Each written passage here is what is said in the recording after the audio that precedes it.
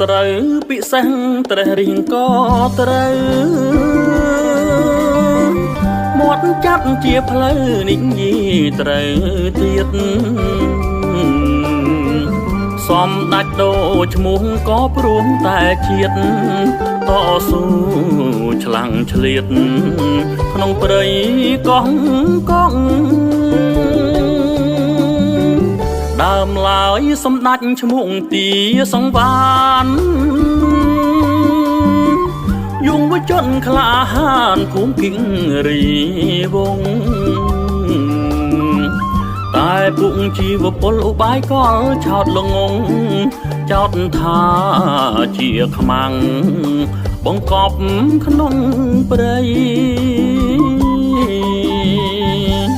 17កក្កដាឆ្នាំ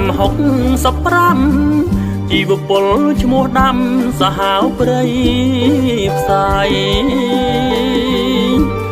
ចាប់ចងស្លាប់សេកទាំងកនដាល់ថ្ងៃយកទៅប្រឡ័យគ្មានក្តីពិចារណាអោកោះអណ្ដែតហេតុបុណ្យនិស័យ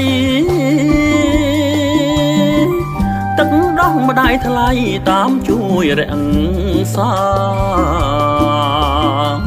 ពេលខ្មាំងបាញ់គ្រាប់រត់ប្រឡងស្មាធ្វើពុតមរណាលួចរត់ចូលព្រៃ